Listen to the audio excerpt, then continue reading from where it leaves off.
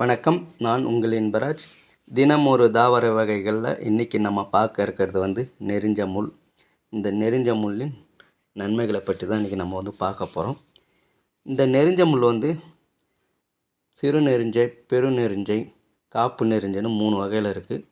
இது சிறு நெரிஞ்சை. சிறு நெரிஞ்சை இந்த நெரிஞ்சை பூ, தழை, வேர் எல்லாமே மருத்துவ குணம் நிறைந்தது. குறிப்பாக சிறுநீரக சம்பந்தமான நோய்களை அனைத்தையுமே இது தீர்க்கும். நிச்சயமாக இதை கஷாயம் வச்சு தான் பயன்படுத்துவாங்க. கஷாயமாக தான் இது பயன்படுத்துவாங்க. இந்த நெரிஞ்ச முள் நம்ம முன்னோர்கள்லாம் பல வகையில் பயன்படுத்தியிருக்காங்க. இந்த நெரிஞ்ச முள்ளோட பூ, மூக்குத்தி டிசைன், இந்த நெரிஞ்ச முள்ளோட பூவை வச்சு தான் மூக்குத்தி டிசைன், இந்த காயை வச்சு செயின், கயிற்று செயின் டிசைன்லாம் வந்திருக்கு அந்த காலங்களில். அதுக்கப்புறம் இந்த பாத்ரூம் வசதி இல்லாத போது பிறந்த குழந்தைகளோட தாய் வெளியே சென்று வரும்போது இந்த குழந்தையை தூக்குவதன் மூலம் சொனை முள்ளுன்னு ஒன்று உடம்புல ஏற்பட்டுரும்.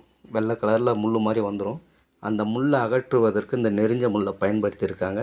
எப்படின்னா, இந்த நெரிஞ்ச முள்ளை பறித்து எடுத்துன்னு கீழே பரப்பி அதன் மேலே ஒரு தவளை தண்ணி தூக்கி வச்சாங்கன்னா இந்த நெரிஞ்ச முள் காஞ்சி உதிர்ந்து உடஞ்சி உதிரும். அந்த மாதிரி குழந்தை உடம்புல இருக்கிற அந்த சொனை முள்ளும் உதிரும் என்றது நம்பிக்கை.